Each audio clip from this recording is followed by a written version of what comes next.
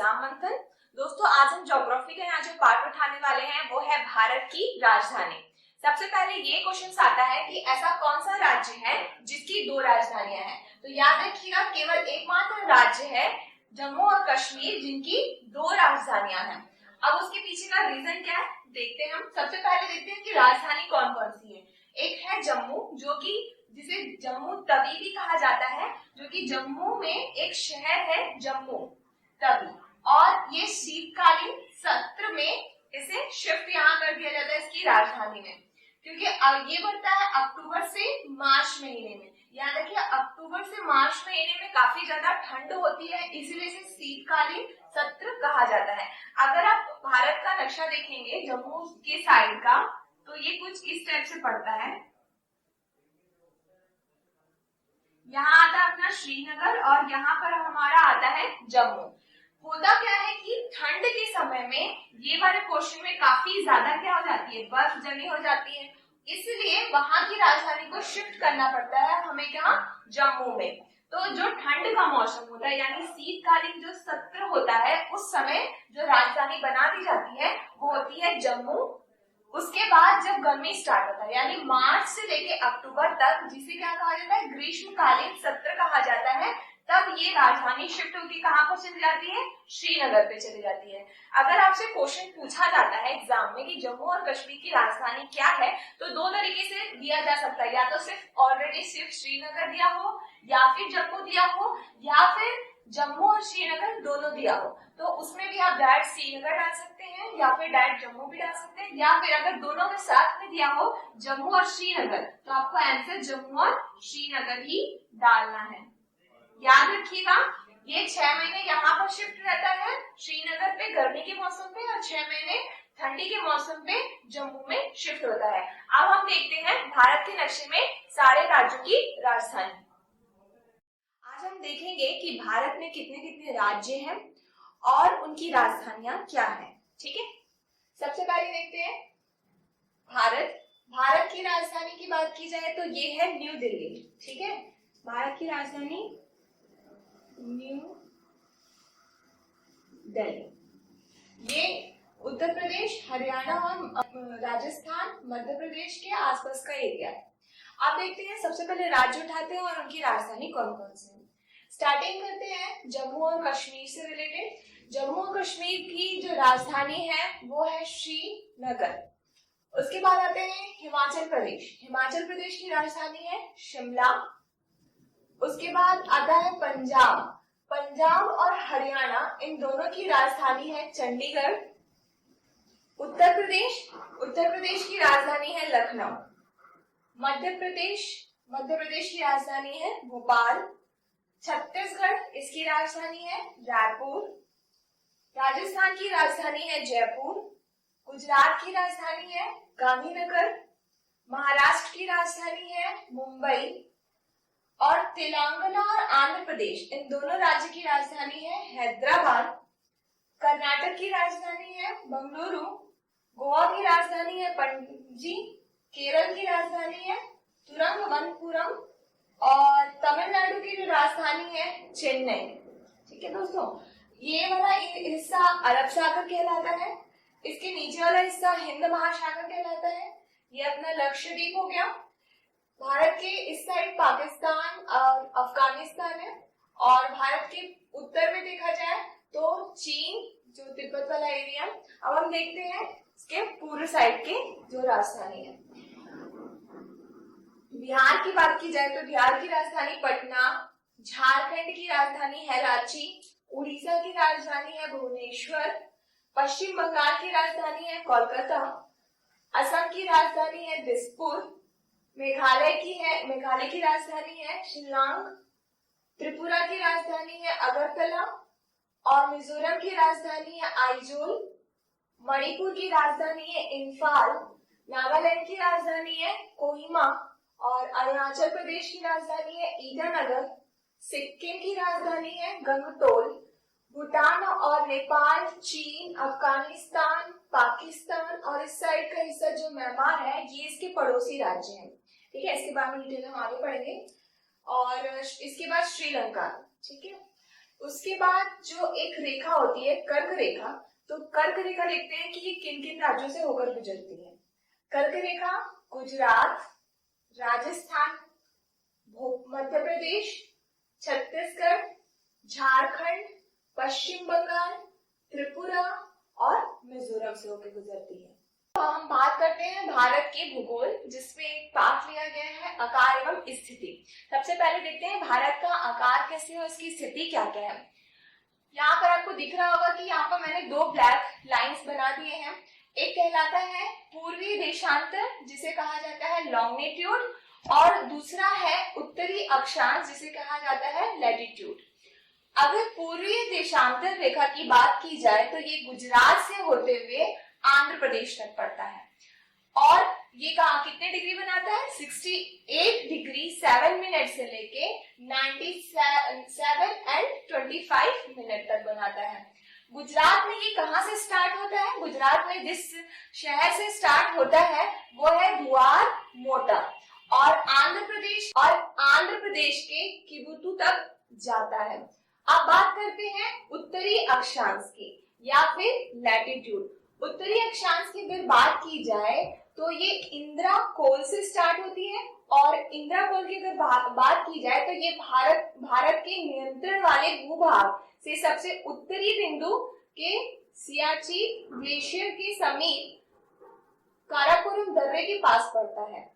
अब बात की जाए इसका छोर, दूसरा छोर कहाँ पर पड़ता है, दक्षिण छोर की अगर बात की जाए तो ये कन्याकुमारी में कैप कैमोरिन तक पड़ता है, और अगर इसकी टोटल लंबाई देखी जाए तो ये है 3214 किलोमीटर, और पूर्वी देशांतर की अगर लंबाई की बात की जाए तो ये है 2933 किलोमीटर।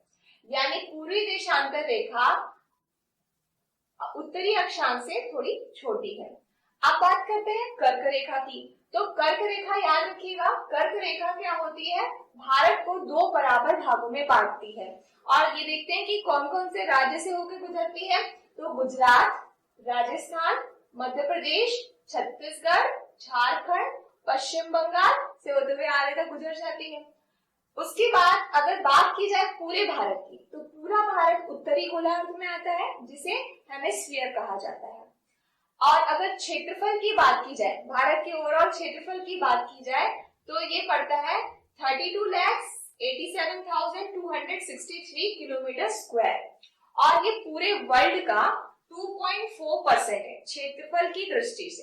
ठीक है, उसके बाद देखते हैं कि सबसे जो दक्षिण छोर है वो कौन सा है। तो अंडमान निकोबार द्वीप समूह में सबसे दक्षिण छोर पड़ता है, जिसे कहा जाता है इंदिरा पॉइंट, और इसका जो पूर्वी नाम था यानी पुराना नाम था पिग्मेलियन पॉइंट कहलाता है।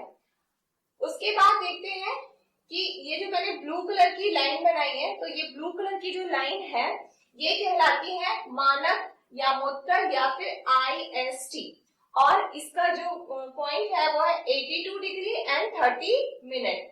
अब ये क्या चीज है, तो ये याद रखिएगा कि जो भारत का समय है, जो देखा जाता है टाइम, तो वो इसी रेखा पे पड़ता है। अब इस रेखा पे कौन से पॉइंट से लिया गया है, तो ये याद रखिएगा कि ये इलाहाबाद, ये जो ये पोर्शन दिख रहा है इलाहाबाद से भी होते हुए जा रहा है, तो इलाहाबाद के पास मिजोरम के नैनी से लिया गया है। ठीक है, और अगर बात की जाए तो ये पूर्व देशांतर आधारित ग्रीनविच से कितना है, 5 घंटे 30 मिनट आगे चलता है। दोस्तों अब हम देखते हैं भारत के पड़ोसी देश कितने हैं। टोटल बात की जाए तो भारत के 9 पड़ोसी देश हैं, और उनके बारे में देखते हैं कि कौन कौन से पड़ोसी देश हैं। सबसे पहले भारत का ये हिस्सा देखते हैं। ये ऊपर वाला हिस्सा उत्तरी हिस्सा कहलाता है, नीचे वाला दक्षिण हिस्सा कहलाता है, ये पूर्वी हिस्सा कहलाता है, और ये पश्चिमी हिस्सा कहलाता है। ठीक है, अगर पूर्वी हिस्से की बात देखी जाए तो बांग्लादेश और म्यांमार इसके पड़ोसी देश हैं। दूसरा अगर दक्षिण में देखा जाए तो श्रीलंका और मालदीव इसके पड़ोसी देश हैं। और अगर उत्तर में देखा जाए तो नेपाल, भूटान और चीन का एक पूरा तिब्बत वाला हिस्सा, ये मतलब चीन कहा जा सकता है, ये इसके पूरे पड़ोसी देश हैं। दूसरी बात की जाए पाकिस्तान और अफगानिस्तान, तो पाकिस्तान अफगानिस्तान उत्तर पश्चिम में आते हैं, क्योंकि ये वाला पोर्शन जो है वो उत्तर है, ये वाला पोर्शन है वो अपना पश्चिम है, तो ये इस साइड आते हैं, यानी ये उत्तर पश्चिम एरिया में। तो उत्तर पश्चिम एरिया में याद रखिएगा पाकिस्तान और अफगानिस्तान आते हैं। ठीक है, अब इनके बारे में डिटेल देखते हैं। दोस्तों अब हम देखते हैं भारत के राष्ट्रीय प्रतीक। ठीक है, सबसे राष्ट्रीय प्रतीक में सबसे पहला टॉपिक देखते हैं राष्ट्रीय गान, जिसे नेशनल एंथम भी कहा जाता है। और राष्ट्रीय गान देखा जाए तो जन गण मन अधिनायक जय हिंद को कहा जाता है। इसका गायन समय 52 सेकंड है, मतलब इसका टाइम पीरियड जो उसको पूरा कवर करने में, सॉन्ग को कवर करने में जितना पीरियड लगता है, टाइम पीरियड, वो है 52 सेकंड। अब इसे किसने लिखा था? इसके जो रचयिता है वो रविंद्रनाथ टैगोर है और सर्वप्रथम प्रकाशन 1912 में तत्वबोध में हुआ था। ठीक है, रविंद्रनाथ टैगोर ने 1912 में तत्वबोध जो प्रकाशन था, जो न्यूज़पेपर था, उसमें इन्होंने इनके बारे में बताया था। अब इसे कांग्रेस द्वारा सर्वप्रथम 27 दिसंबर 1911 को कोलकाता अधिवेशन में गाया गया था। कोलकाता में जो अधिवेशन हुआ था कांग्रेस का, तो उसमें सर्वप्रथम 27 दिसंबर 1911 को इसे गाया गया था। और स्टार्टिंग में जो अपना राष्ट्रीय गान है उसे बांग्ला में लिखा गया था, क्योंकि कोलकाता में जो लोग होते हैं वो बांग्ला वाले लोग ज्यादा होते हैं। ठीक है, बंगाली ज्यादा होते हैं, तो बांग्ला में लिखा गया था। तो मूल रूप से सबसे पहले से बांग्ला में लिखा गया था।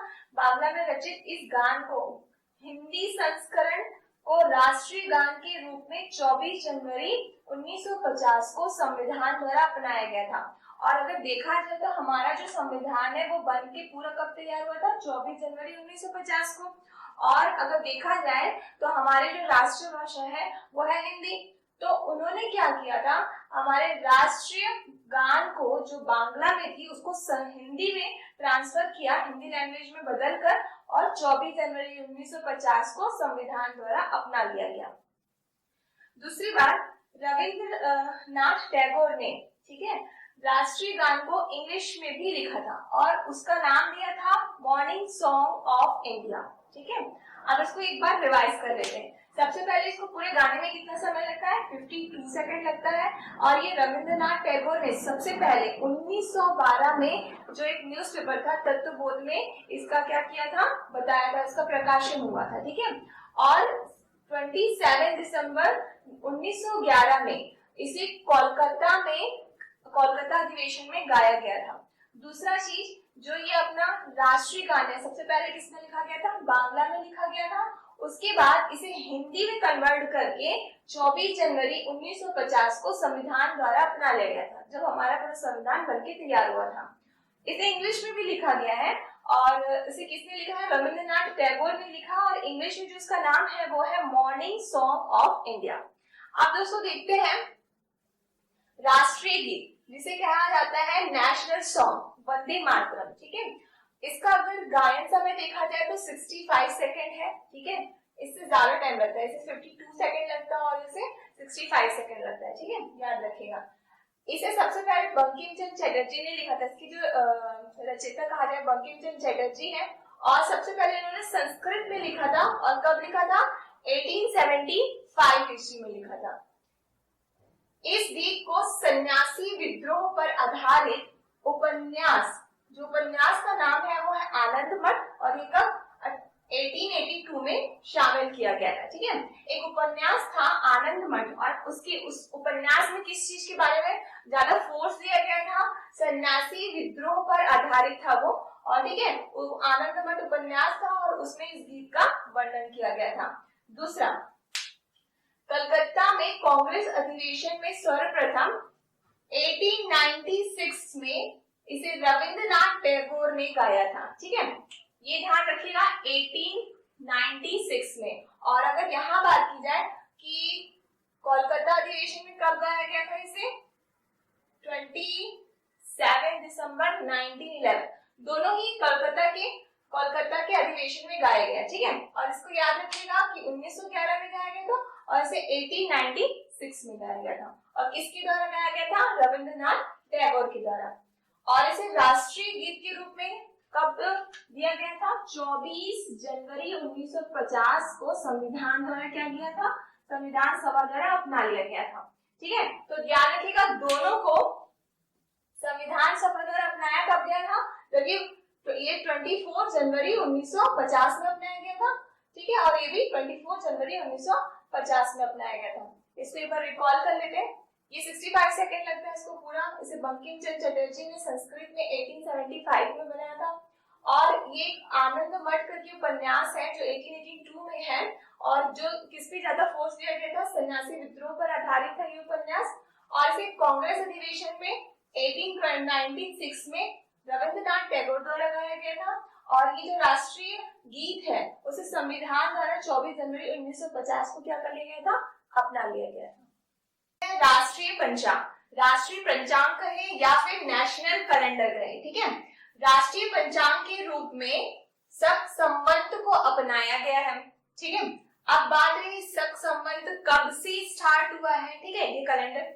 तो ये जो संवत है वो 78 ईसा पूर्व या फिर 78 एडी से आरंभ हुआ था, ठीक है।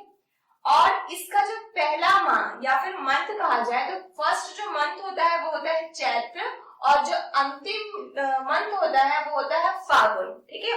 और अगर इंग्लिश कैलेंडर के अकॉर्डिंग टू जाएंगे तो जनवरी फर्स्ट मंथ होता है और एंडिंग क्या होता है, दिसंबर होता है। वैसे इसमें भी होता है, बट मैं उसके कैलेंडर के अकॉर्डिंग अगर देखा जाए तो फर्स्ट पड़ता है चैत्र, सेकेंड मंथ पड़ता है वैशाख, उसके बाद जेठ, आषाढ़, आषाढ़ के बाद श्रावण, श्रावण के बाद भाद्र पक्ष, उसके बाद कवार, कार्तिक, अगहन, पौष, माघ, और उसके बाद पड़ता है फागुन, ठीक है। तो फर्स्ट अगर कहा जाए तो चैत्र होगा, और अंतिम अगर कहा जाए तो फागुन होगा, ठीक है। अब इस कैलेंडर के अकॉर्डिंग ये कब से स्टार्ट होता है, ठीक है। तो नए वर्ष की शुरुआत जो होती है सामान्य वर्ष में, मतलब जब 365 डेज होते हैं, ठीक है, तो ये 22 मार्च से स्टार्ट होती है। लेकिन अगर जिस वर्ष लीप वर्ष होता है, यानी 365 से 366 दिन हो जाता है लीप वर्ष में, तो उस दिन 21 मार्च से ये आरंभ होता है। और 22 मार्च 1957, ठीक है, को इसे राष्ट्रीय पंचांग के रूप में अपना लिया गया। सबसे पहले बात करते हैं सारनाथ स्तंभ की। तो सारनाथ स्तंभ है क्या? सारनाथ स्तंभ मूलतः पीठ सटाए 4 सिंह हैं, और उनके नीचे पट्टी में 4 चक्र, 1 सांड, 1 घोड़ा, 1 हाथी और 1 सिंह अंकित है। आपने देखा होगा जितने भी आपके कॉइन्स होते हैं 1 रुपए के, 2 रुपए के, उसमें देखा होगा कि सिंह का चित्र बना होता है। तो उसमें होते हैं क्या, 4 सिंह होते हैं जो आपस में जुड़े हुए होते हैं, और नीचे में क्या होता है, 4 चक्र होते हैं। हर एक सिंह के नीचे एक चक्र होता है, तो टोटल मिला के 4 चक्र होते हैं। और 2 चक्र के बीच में किसी एक एनिमल का फोटो होता है, ठीक है। तो पहले दो चक्र के बीच एक सांड आएगा, फिर उसके बाद 1 चक्र, फिर 1 घोड़ा, फिर 1 चक्र, फिर 1 हाथी, फिर 1 चक्र और फिर 1 सिंह अंकित होता है। लेकिन आपने देखा होगा कि जैसे सिक्के होते हैं, ठीक है, उसमें चारों के चारों सिंह तो दिखाई देते नहीं, सिर्फ 3 सिंह दिखाई देते हैं। एक जो सिंह होता है वो पीछे छुप जाता है, ठीक है। तो उसी में कहा गया है कि अपन राष्ट्रीय चिन्ह की जो बात कर रहे हैं, तो राष्ट्रीय चिन्ह है उसमें से सिर्फ 3 सिंह एवं नीचे दाईं ओर 1 सांड, मध्य में 1 चक्र एवं बाईं ओर 1 घोड़े का दृश्य होता है। सिर्फ क्या क्या दिखाई देता है, 3 शेर दिखाई देते हैं, सिंह, और 1 सांड दिखाई देता है, 1 चक्र दिखाई देता है और 1 घोड़ा दिखाई देता है, ठीक है। अब रही बात सी जो है वो शक्ति यानी साहस एवं विश्वास का प्रतीक होता है, ठीक है। जो हम इसमें जो सी यूज कर रहे हैं वो किस किस का प्रतीक है, शक्ति, साहस एवं विश्वास का प्रतीक होता है। रही बात राष्ट्रीय चिन्ह जो है वो अशोक के वाराणसी स्तंभ, ठीक है, अशोक के वाराणसी स्तंभ सारनाथ सी स्तंभ से लिया गया है। तो ये इंपॉर्टेंट बनता है कि ये कहां से लिया गया है, सारनाथ सी स्तंभ से लिया गया, अशोक के वाराणसी स्थित सारनाथ सी स्तंभ से लिया गया है। अब बात आता है कि सब उसके नीचे राष्ट्रीय चिन्ह के नीचे लिखा होता है सत्यमेव जयते। अब ये सत्यमेव जयते कहां से लिया गया है, तो राष्ट्रीय चिन्ह में नीचे देवनागरी लिपि में मुंडकोप निषद से लिया गया है, और ये राष्ट्रीय वाक्य सत्यमेव जयते अंकित है। किससे लिया गया है, देवनागरी लिपि में मुंडकोश निसर्ग से लिया गया है, ठीक है, ध्यान रखिएगा। और इसे 26 जनवरी 1950 को संविधान द्वारा अपनाया गया, ठीक है। अब बात आते हैं राष्ट्रीय ध्वज या फिर नेशनल फ्लैग। आप सभी जानते हैं अपना नेशनल फ्लैग कैसे है। ऊपर एक केसरी रंग है, फिर नीचे सफेद है, फिर उसके बाद अपना हरा रंग है। बीच में जो है वो नीले कलर की क्या होती है, चक्र बनी होती है, जिसमें 24 तिल्लियां होती हैं। अब बात करते हैं राष्ट्रीय ध्वज की लंबाई और चौड़ाई के बारे में। राष्ट्रीय ध्वज का जो प्रारूप था वो 22 जुलाई 1947 को अपनाया गया था। प्रारूप मतलब उसके कब बनाया गया, उसका जो पूरा डिटेल्स है वो कब बनाया गया, कि लंबाई कैसी होनी चाहिए, चौड़ाई कैसी होनी चाहिए, कौन कौन सा रंग होना चाहिए और किस रंग का क्या मतलब होना चाहिए, ये सारे प्रारूप के अंदर आ जाते हैं, ठीक है। अब बात की जाए ध्वज की लंबाई की और चौड़ाई की, तो लंबाई और चौड़ाई का जो अनुपात होता है वो होता है 2:3, ठीक है। इसे ध्यान रखिएगा कि लंबाई और चौड़ाई का जो अनुपात है वो है 2:3। अब दोस्तों बात करते हैं इसके रंग में जो लिया गया है रंग, केसरिया, सफेद और हरा, तो इसका मतलब क्या है, ठीक है। सबसे पहले देखते हैं केसरिया रंग। केसरिया रंग ताकत और साहस, ठीक है, ताकत और साहस और शौर्य, त्याग व जागृति का प्रतीक है, ठीक है। जितने भी अपन के सेना होते हैं जो अपन की रक्षा करते हैं, ठीक है, वो मेनली क्या कर रहे हैं, त्याग ही कर रहे हैं अपने पूरे, ठीक है। तो ये इसीलिए लिया गया, ताकत, साहस, शौर्य, त्याग और जागृति का प्रतीक होता है। अब बात है सफेद रंग की, तो जो अपना सफेद रंग है वो शांति और सत्य का प्रतीक है, ठीक है। तीसरा आता है लास्ट नीचे वाला हरा रंग, तो जो हरा रंग है वो सुख, विकास और उर्वरक, जीवन एवं समृद्धि के लिए उसका प्रतीक है। बात करते हैं बीच में जो चक्र है, उस चक्र को कहा जाता है अशोक चक्र, और उसमें 24 तिल्लियां होती हैं, और ये किसका प्रतीक है, निरंतरता एवं प्रगति का प्रतीक है। यानी हमेशा चेंज, जैसे बोला जाता है कि टाइम टू टाइम लोग चेंज होते हैं, ठीक है, तो हमेशा बदलना और उसमें प्रगति का भी प्रतीक है। अब बात आती है स्वतंत्रता उपरांत, यानी जब स्वतंत्र हो गया था अपना भारत, तब कब झंडा फहराया गया और कहां पर झंडा फहराया गया। तो स्वतंत्रता उपरांत वर्तमान प्रारूप में ध्वज को सर्वप्रथम 1947 जब स्वतंत्र होने के बाद संसद भवन में फहराया गया। तो याद रखिएगा, स्वतंत्रता के बाद कहाँ फहराया गया, संसद भवन में फहराया गया। अब इसकी डिजाइन किसने किया था, तो ये याद रखिएगा कि इसका जो डिजाइन है वो पिंगाली वेकरिया ने किया था, ठीक है। और इसके बाद पूछा जाएगा कि भारत का जो ध्वज है, ठीक है, तिरंगा झंडा है, वो किसके जैसे सिमिलर है, तो नाइजर के जैसे सिमिलर है। इसमें भी ऊपर केसरिया होता है, ठीक है, नीचे हरा होता है, बस चेंज क्या होता है इसके चक्र में। ये जो हमारा चक्र है वो नीले कलर का होता है, उसमें 24 तिल्लियां होती है, लेकिन इसके बीच में क्या होता है, एक सर्कल होता है और जो कि केसरिया ही रंग का होता है। तो भारत के ध्वज से नाइजर का ध्वज मिलता जुलता है, सिमिलर है बट एक जैसा नहीं है। उसके अगर आपसे पूछा जाए कि अपना जो तिरंगा झंडा है, जब हमारा भारत आजाद हुआ था और तिरंगा झंडा जब संसद भवन में पहली बार फहराया गया था, तो उसके उपलक्ष्य में एक झंडा गीत गाया गया था, झंडा ऊंचा रहे हमारा। तो आपसे पूछा जाएगा कि झंडा ऊंचा रहे हमारा गीत किसने लिखा था, तो याद रखिएगा कि श्यामलाल गुप्ता पार्षद ने झंडा गीत लिखा था। दोस्तों अब हम देखते हैं अन्य राष्ट्रीय प्रतीक, ठीक है। अगर राष्ट्रीय पशु की बात की जाए तो वो है बाघ, जिसे टाइगर कहते हैं, और राष्ट्रीय पक्षी की बात की जाए तो वो मोर, जिसे पिकॉक कहते हैं, और राष्ट्रीय वृक्ष की बात की जाए तो वो है बरगद। राष्ट्रीय पुष्प यानी फ्लावर की बात की जाए तो वो है कमल। और राष्ट्रीय विरासत पशु, इसमें कंफ्यूज मत होइएगा कि राष्ट्रीय पशु और राष्ट्रीय विरासत पशु, तो याद रखिए राष्ट्रीय विरासत पशु में अपना आएगा हाथी। राष्ट्रीय जलीय पशु जो जल में रहते हैं वो है डॉल्फिन। और कहाँ की डॉल्फिन? जो गंगा नदी में जो डॉल्फिन रहती है उसी के बारे में बात कर रहे हैं। राष्ट्रीय नदी की अगर बात की जाए तो वो है अपना गंगा नदी।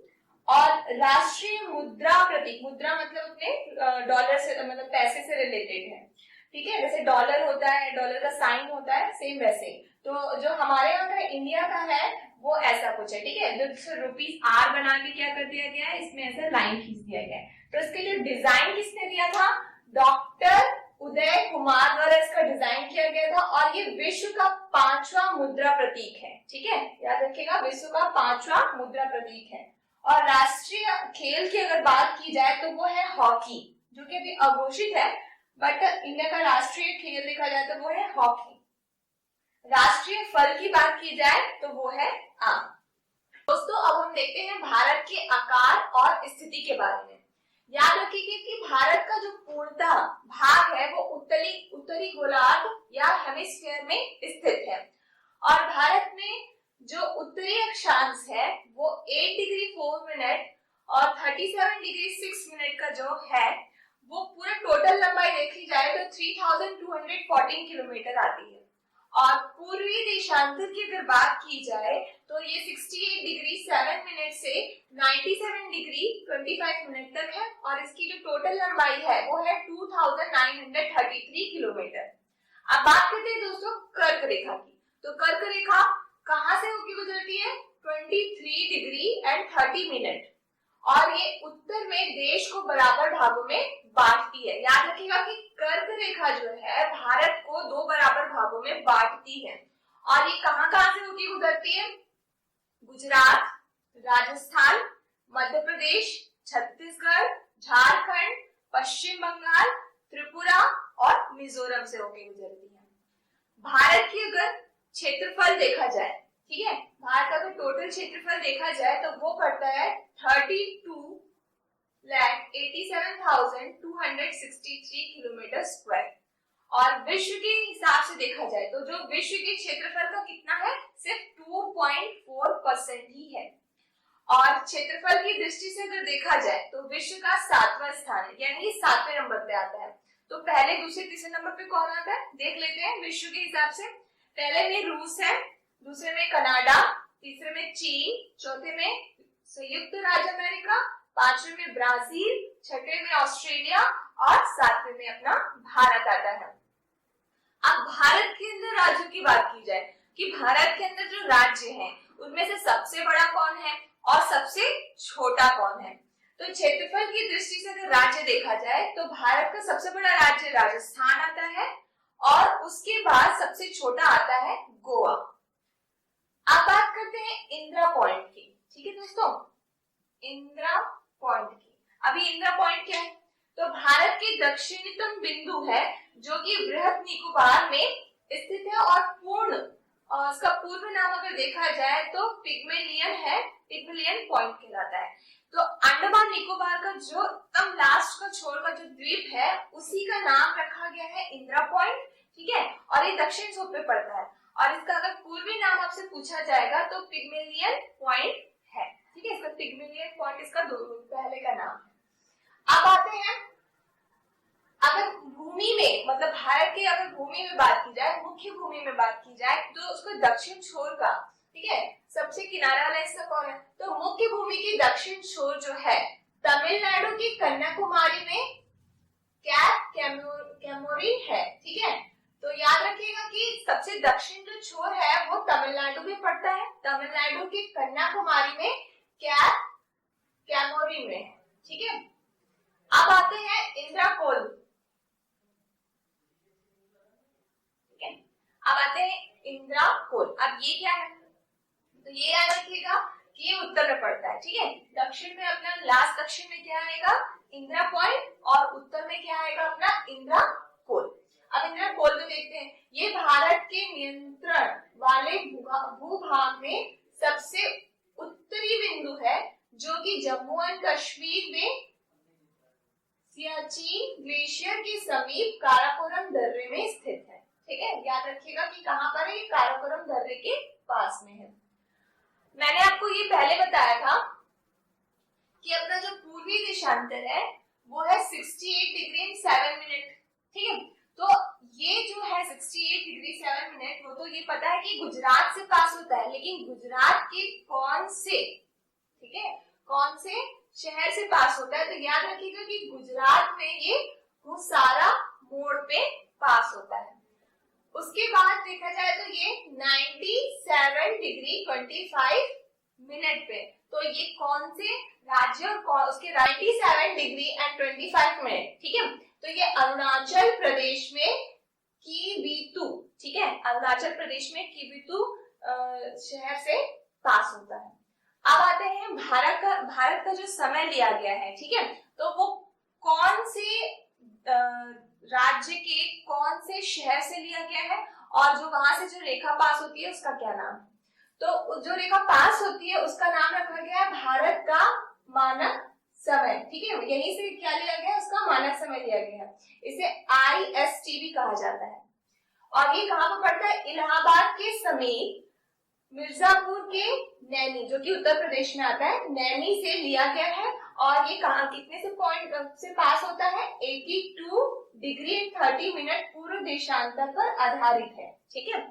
और अगर ग्रीनविच के अकॉर्डिंग इसका समय देखा जाए, तो ग्रीनविच के अकॉर्डिंग जो समय है, तो वो उससे 5 घंटे 30 मिनट आगे चल रहा है, ठीक है।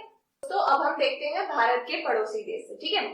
भारत की पहले सीमा के बारे में देख लेते हैं। तो भारत की भूमि सीमा लगभग कितनी है, 15,200 किलोमीटर है। और अगर समुद्री तट में मतलब मुख्य भूमि के जो हो गए, अंडमान निकोबार का हो गया और लक्षद्वीप, ये तीनों को मिलाकर देखा जाए तो 7,516.6 किलोमीटर है। और अगर सिर्फ मुख्य भूमि की बात की जाए, जो समुद्री तट की लंबाई, मुख्य भूमि में समुद्री तट की लंबाई की अगर बात की जाए तो ये 6,100 किलोमीटर है।